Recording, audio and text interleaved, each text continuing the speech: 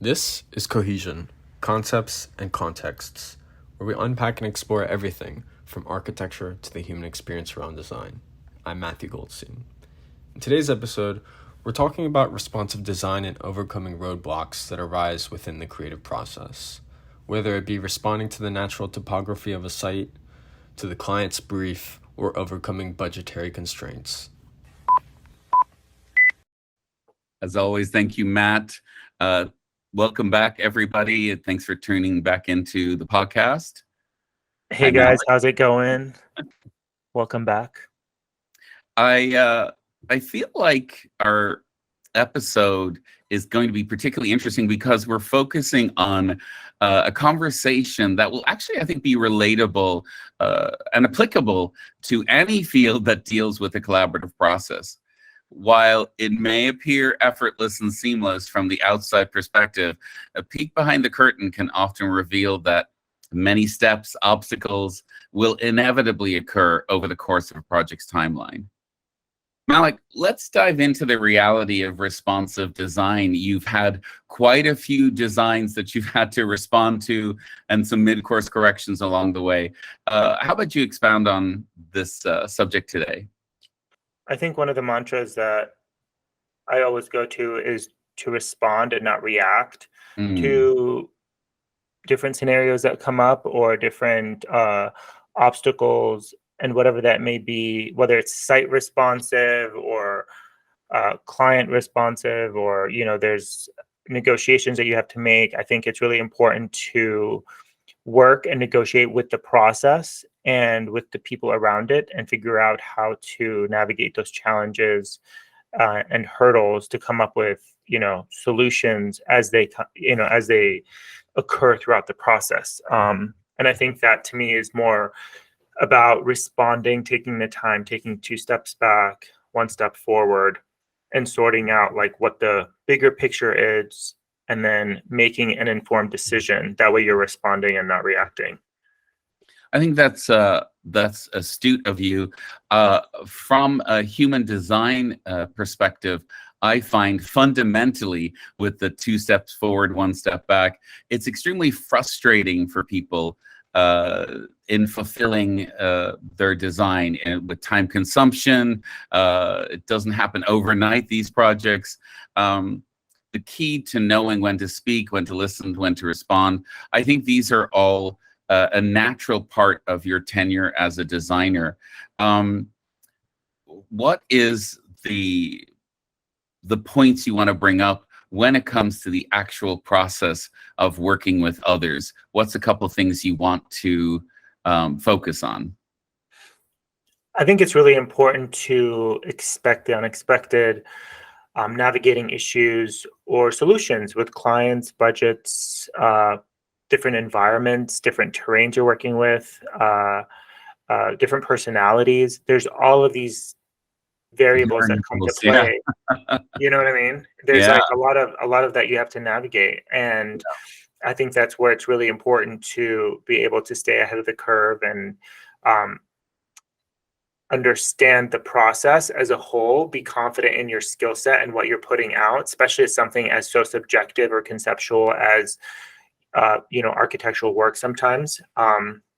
And you're having all of these general contractors and different vendors and trades dissecting your work and not necessarily questioning it, but assisting in realizing it, and things do come up. So I always say to not fall too much in love with your work yet, but fall in love with the process and expecting that unexpected, because that's where really the beauty of the outcome starts to come to life.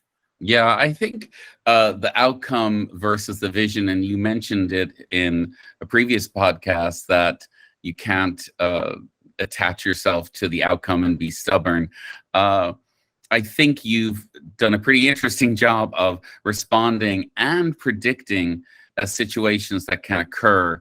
And obviously it's easier said than done, but we're talking about how to respond in a smart way to these objections, to these issues, these obstacles that can occur. Can you think back in the early days when you were confronted with complicated challenges while you experienced right out of the gate. So you're hungry, you've got a strong vision, you're creative. Tell us about some of the things you had in your earlier projects. Yeah, and I just want to also pinpoint that it's part of the whole design process is planning. So you're planning everything out. And so it's not like we're floating around and just kind of responding to things or reacting to stuff. This is very specific, dialed in things that is taking months to develop, but things do come up, you know what I mean? So you have to be able to navigate them. And so I think we're talking about negotiating with the nuances and being strategic with how you're sequencing a project and responding to a site. So for example, like if you have a lot in West Hollywood that's surrounded by other residences and the proximity is not expansive views, everything is internalized. One of the things that we did was we did the landscape first. And so we did the exterior landscape, edge condition, all of the bamboo, and building out that whole infrastructure from the landscape front at the beginning of the project, and protected it throughout construction so we could allow it to grow over that next 18 to 24 months to have some serious growth by the time the client moved in for privacy. Otherwise, it would be a little bit backwards if we were doing that towards the tail end. And so there was like this fine line between figuring out how to sequence a project forward and respond to a site, and thinking about strategy ahead of time to be able to work through those hurdles.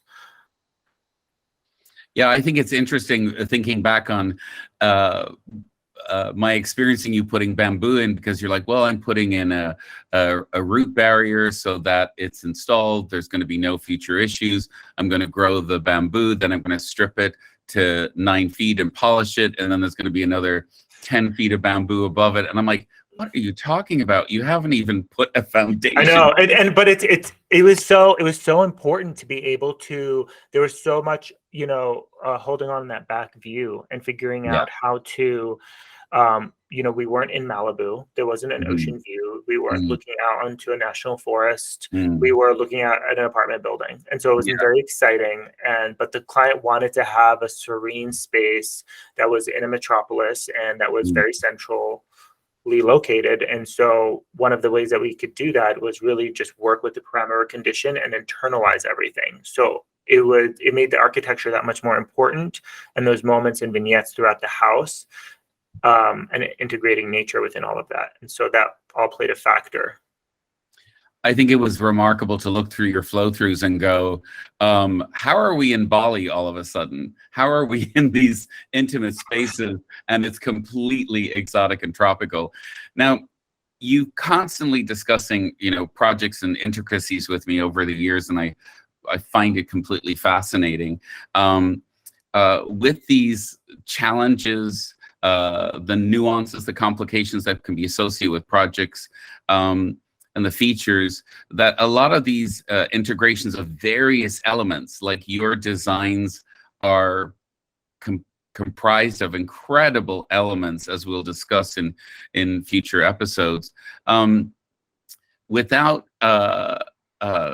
you moved forward, you took your challenges even further by challenging yourself to design projects without even basic amenities. So you go from all these incredible water installations and waterfalls to no utilities and no basic amenities on which to build on. Can you expand on that? That was a really radical expansion of your talent base. I think it was important to go back to my roots and, work through my thesis work and realize it in a physical, real life application and see what that outcome may be. Spent a whole year putting it together. And so it was really important to be able to find a site that could fit that exact theme of what I was looking for and those characteristics. And that included budgetary concerns immensely, because a lot of it was out of pocket, access to the site, and things that we could work through on an existing footprint. Because the beauty about it was taking what was already there and injecting life into it, and working through that and applying this idea of an icebreaker educational experience about what the concept of off-grid living is. Everybody's on board or has more familiar with it now, but 7 years ago, that was not necessarily a thing people understood that much. And so it was really important to be able to explore what the options were, and being out in the desert and understanding that solar energy was so important, and you could produce so much of it out with clear sun and skies, and being able to take advantage of that and taking advantage of the environment in a way that is not necessarily harmful to the environment, but you're expanding on it. I think it's so enjoyable when you as a designer go out to a place with incredible vistas and views and no perceived amenities at all. And what came out of a blank canvas was innovation and inspiration. Can we unpack this a little bit from genuinely a blank canvas? If people saw what you were working with at inception, can you expand on that in terms of your designing and honoring the space that you were creating?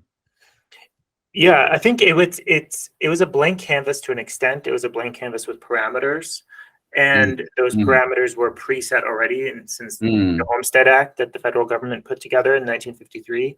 And these outcomes were these, small homesteads that people would be able to build on 2.5 acres or 5 acres of land, and then the government would give that land over to them for free to be able to populate certain areas in the country.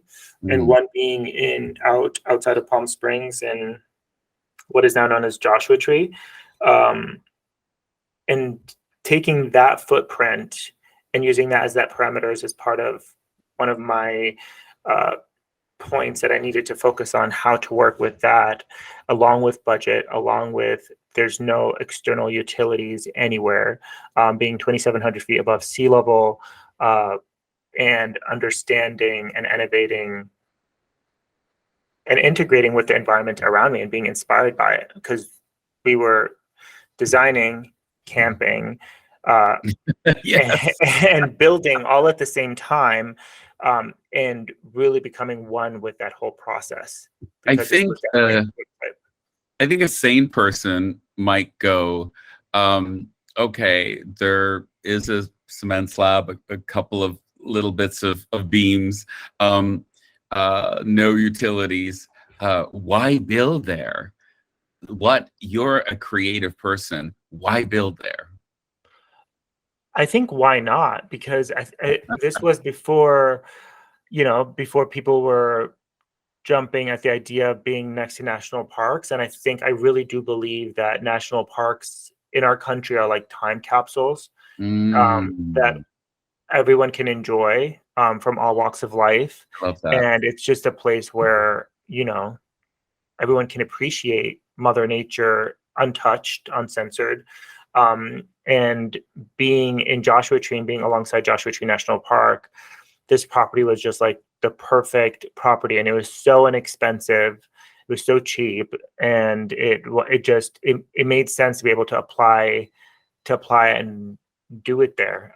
It just kind of everything fit from looking at all these different properties all over, and it just made sense to be able to kind of explore that. There's zero light pollution, and it had this pre-Petra feel to it, which was so great and so exciting. And it was reminiscent of my childhood and growing up in the desert. And so it was a really awesome way for me to be able to commute from Los Angeles out east and get a taste of that and be able to work through that. Create a little picture of you're driving from downtown LA from your high rise.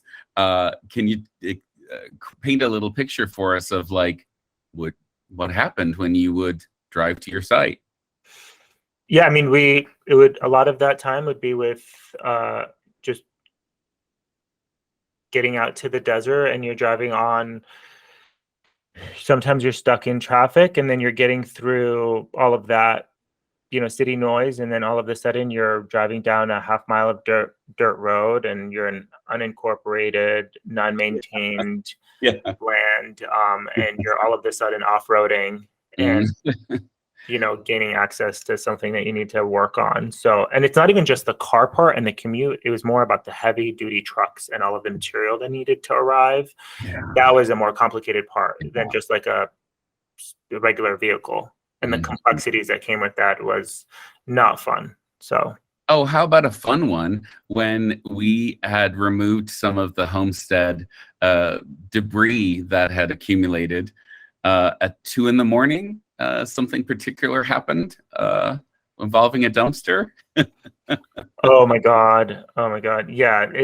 I mean, things do come up, and it's a lot to be able to, you are out in the wild, so expect the unexpected in that regard. And you have to, again, negotiate with those things, whether it's a logistic or things that are going on, but you kind of just have to sort through that and work through it, and call the right people for help when you need it. Yeah. And then they get stuck on the sand for 2 hours at 3 o'clock in the morning, and we jimmied our way out and never looked back. Yeah, for sure. Again, some of the nuances, and I think a lot of creatives can take things for granted. But for me, part of the magic for me was seeing the process of your gray water system that I had never been exposed to before, except for I saw the results on all of your acreage. Can you expound on this a little bit with just the gray water for? Yeah, I mean, it's actually a really simple system. It's essentially all the water that you're using is going to a gray water and black water. And it's something that could be done in an inexpensive way to be able to repurpose and reuse the water that you're utilizing, especially because we were out in Mother Nature. We had to be on septic system. We had leach fields, and we were deciphering black water, which is essentially toilet water, and then everything else like sink water or shower water.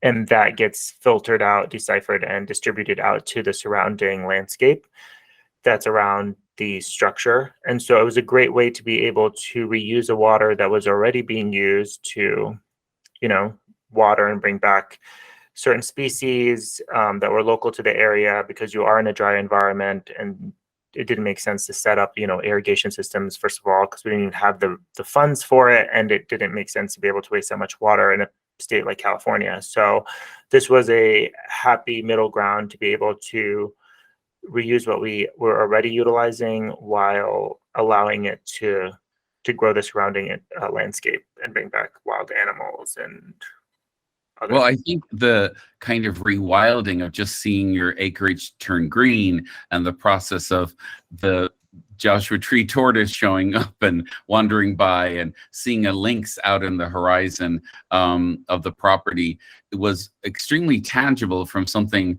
almost imperceptible in terms of the gray water system. Speaking of restoring the ecosystem, you created a very immersive experience. Tell us about the process that's occurred from you starting the process of restoring the ecosystem. Yeah, I mean, I think before, it's not like I set out to a project and I'm like, I'm going to restore and adjust this whole wildlife. That's not necessarily It was a side effect. Yes. Yeah, that's definitely because I'm not an expert in that. It's just making informed decisions based on the environment that you're in, and being as mindful as possible, because I do believe that, yes, it's a property that you've purchased out in the wilderness or near a park, whatever, but remember, there are migration patterns. We're in their territory. We're not in an urban environment. And so you have to be really mindful and quote unquote read the room. You know what I mean? I love that. Read the room. I love that. So it's responding to those things and being really, really mindful of making those informed decisions. So when I'm looking at a project or simply walking through, I'm immediately looking at solar orientation, various views, light, how you're moving through the space, and what existing infrastructure may be there, what may not be there, how to complement what's already there, how to optimize what's already there, if there's anything there, and really work with what's existing, whether it's already pre-existing trees that are placed and navigating around them, integrating them within the design, being mindful of them not getting damaged during construction, and then really kind of working within and around all of that, because at the end of the day, that is someone's home or someone's, whether that may be a small rabbit or whatever, and so it's just kind of realizing that that's part of the process, and negotiating with that, I think, is really exciting, and it's really fun to be able to work through those things. And that's when I feel like you're really integrating instead of imposing yourself on an environment, because you're being so mindful of the whole process. I love that. Obviously, every project, every environment, you have projects going up the Pacific Crest. There's you're showing up all over the place in these very, very different environments. And of course, every project's going to have curveballs or a series of curveballs. How do you position yourself strategically to handle these kind of situations, because of environments are so dramatically different? Of course, you've mentioned planning, but what are some additional things that you do to respond to your environments? Definitely research. Research, especially when it's different typologies, different locations, whether we're working on a project in the desert or up in the mountains, or by the water, or there's so many different variables that come into play. If I'm working on a project in Cody, Wyoming, and we're dealing with migration patterns that I mentioned earlier, or we're up in a mountain project that we're working on there for a client, and it's in Idlewild, and there's a whole set of different rules there with snow loads and navigating forests and things like that, and then being in something like a barren desert landscape.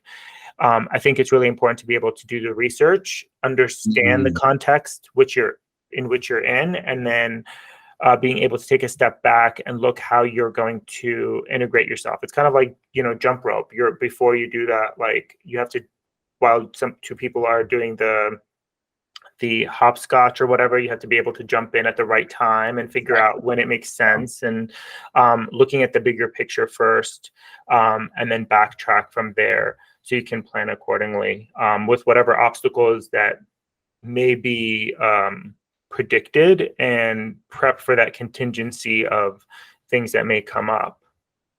To expound on research, when Malek says research, I remember with the Wyoming project, you knew how many thousands of deer went through, how many hundreds of bears, and the 23 pairs of eagles that all required the Bureau of Land Management collaboration. So when you did your research, you really did your research.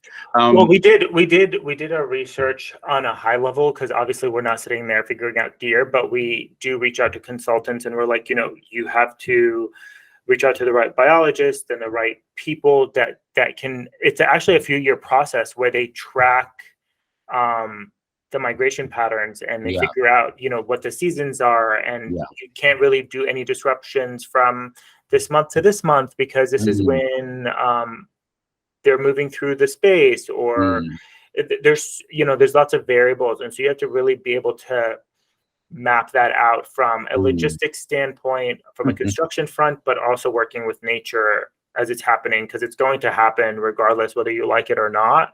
And so working with it is the best and the most optimal way possible. You mentioned in previous podcasts that you've had to trust your gut. When you've experienced different obstacles, like a financial obstacle, some people might bear down, or they might respond, or they might patiently wait. Can you respond to some pragmatic things like that in terms of an unexpected cost for something you weren't expecting? I think part of the learning process to it is trusting your gut on mid-course corrections, because Mm. those aren't necessarily mistakes. You're being informed and you're learning from it, and you're trying to sort out and make the best decisions forward. Whether you're building a project in the city or out where you're trying to source water, and you know, a water well comes out dry, and you're trying to sort out what does that look like to get, you know, a precious resource like that, and the curveball and the cost with it, and what did you pour yourself into already financially, and how to navigate that, how to look at the different resources that you have, not necessarily from a physical standpoint, but what other options are at play for you, and who can you reach out to in your local community or your, you know, jurisdiction, in regards to like, okay, these are my other options that I can do here, and I can do step 1 before I get to step 2, and then step 3, and then work your way that way. Yeah, it's interesting to me, as you know, an expert in human design, is I tell clients that wisdom is the ability to turn a mistake into a mid-course correction, and that builds your strategy. It also builds your dialogue, your systems, your approach to clients. Something Oscar Wilde said is, anyone who lives within their means suffers from a lack of imagination. And I think with creators who create for creators, I think that's something we can definitely find to be the case. You've also, because you create for creators in the private sector, in your experiences with creating experiences for the public, can you elaborate on an example of a creative person that had something so conceptual and new that wasn't part of the planning, that created a bit of a tsunami effect on the planning, the supply chain? How do you temper that? How do you negotiate that with creating for creators?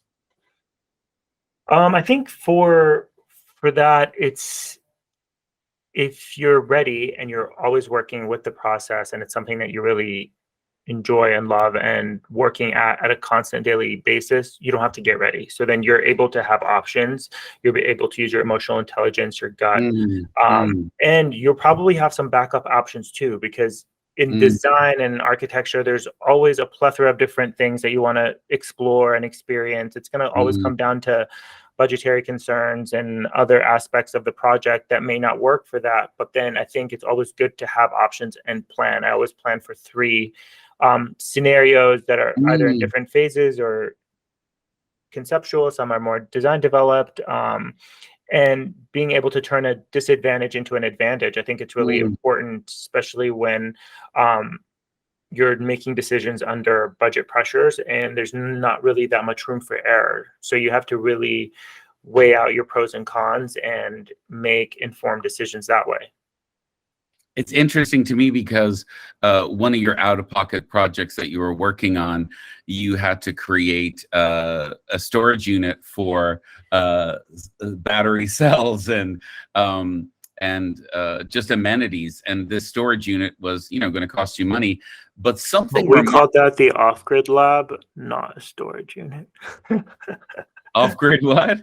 Off-grid. It was an off-grid lab in concept. It was yes, it was. I actually remember that now. Yeah, but it was just a fun way to explore.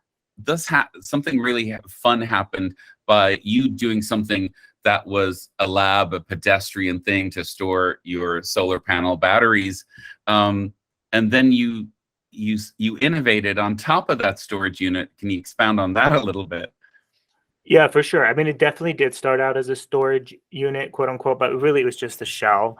And it was just a really simple, it started as a shed, a small, tiny shed, and then it turned into this bigger shell. And then all of these different utilities had to go into it and fit. And you need to be able to maintain them. They needed different access points. These are machines and pieces of equipment that needed to function and work together because you were your own utility company. And so you needed to be able to navigate those things. Yeah. And then it slowly turned into a bigger shell. And then from there, I was like, wanting to see how this small shed was responding to the rest of the design and not feeling like an afterthought. And so it was really important for me to maintain what it was, but then be able to explore this idea of what's occurring above it. And again, going back to my childhood and things that I did in growing up, like stargazing at night on my grandparents' rooftop in the Middle East, that triggered that experience for me. So being able to explore that was really important, and placing an outdoor bedroom and be able to stargaze at night was like the perfect thing to do right on top of all of that equipment that was energizing the space in the cabin. And something you probably won't toot your horn on is that simple bedroom, that stargazing suite, actually ended up getting featured in Architectural Digest and was listed as the top 50 stargazing suites in the world, coming from something as dealing with a roadblock of how do I store it and things, to be one of the most scrutinized stargazing suites with Architectural Digest. It was just such a fun way because people were they were bouldering all day at the park. We could literally see from the cabin. Yeah. So I was like, well, they can boulder their way upstairs, and then they could hang out and be able to look outside. They felt secure because you were on the second level. Yeah. You were essentially on a roof deck, an enclosed roof deck and it's facing the North Star, which is the one that was the most constant. And so there's just like this whole beauty and alignment of all of these things coming together, and being able to sit there and watch a nightly show, and the sky is ever changing and doing all of these different things in different moments of the night was really something to see. So it was really exciting. To do that. I will definitely never forget the space station going by one night. Pretty remarkable. Another remarkable thing in terms of a challenge, an obstacle, a roadblock, and it's something we've kind of all varying degrees experienced, is you had to create a tangible response to a design that you were creating. And it was during the past 3 years where we all know that there was a slight pandemic, and you were having to design and optimize experience beyond the pandemic while working with people during the pandemic in order to do that. And also on a bigger picture level, from a design standpoint, something that you tapped into was being aware that, because you've been working off-grid since 2016 on some of your projects, is that you noticed a big migration of people during the pandemic, anxious for nature, for a cabin, for and seeing a radical shift that occurred from there. So from a human design standpoint, the entire globe experienced different forms of upheaval, but you had to design and implement and modify during those 3 years. So tell us how that went for you. Yeah, I think that was something really interesting to see that all come into play, because when I was working on the project at the beginning, everybody was like, well, where are you going? What are you doing out there? It's like in the boonies. Nobody's out there. But no one was appreciating how beautiful the nature was, or at least not many people were at the time. And then I think the pandemic really pushed people out of the urban environments to get a breath of fresh air, and be able to experience that. And it was refreshing to be able to see that what I was doing 3 years prior, even more so, because I was working through it during my thesis work in school. I just didn't have the means to be able to actually apply it in real life. It was really, really exciting to be able to respond to that to that, and to people being able to go out there and stay and experience that medium of architecture out in the middle of nature, being disconnected from everyone, both from a utility standpoint, but also from a personal life standpoint, and having that breath of fresh air, being able to sleep in an outdoor bedroom when everybody wanted to be outside. Yeah. All of those things just hit. It was like a hot knife through butter. It just like yeah. And I think it was interesting that you planned and also modified your design based on cultural needs changing, with how you're providing for materials, how you're working with contractors during that time, but also how you stuck to your guns, planned, and responded to the shifts that occurred. I think it's been a delightful journey to see how you were kind of a little ahead of the pack in 2016, starting to help people kidnap themselves out of the city to experience being enveloped by nature with beautiful designs. Anything you want to tell our audience in terms of when you're facing an obstacle or a series of obstacles? You're naturally designed to paint a bigger picture. You're naturally a visionary. What's something that helps you sustain yourself when the going gets tough? Working out, fitness. I think that's like the thing to be able to, get that through. It's, working through something else other than just building and designing and sitting at a computer for hours on end, and then negotiating on site and explaining yourself to people to be heard, even though you have all of these drawings and all of these details and specifications. It's nice to be able to get away from that. And, whether you're working out at a gym, for me, I work out at a indoor-outdoor gym. It's nice to be in nature, to be able to take out to do those HIIT interval, high-intensity interval trainings, whether it's, just outside, sometimes even outside visits. Your morning workouts are cardio and almost meditative in terms of it helps you align before you jump into the office or go on a site visit. Yeah, it's just really great for blood flow and being able to kind of jumpstart the day and get your mind. There's nothing like anxiously waking up and scrambling to answer an email. It's like a nightmare morning, to set the tone for your day. But if you're doing your cardio, it's a good way to jump. It's almost kind of like jump starting a car, getting it warmed up, and then you're off you go. And so I think for me, it's really important about that, and we can dive into that more. From a human design standpoint, we're definitely going to dive into that more. But I'm sure if you see Malek on Instagram, you will understand that he does take his fitness seriously. But I actually think that's a really refreshing way to end today's podcast, because it's grounding yourself with self-care and then responding to your circumstances versus reacting. And all of the things we touched on today, we're going to dive in deeper in additional podcasts. Thanks for listening. Thank you, Malek, as always. Thank you, Matt, guys, for helping us through this. We'll talk to you soon. Yes.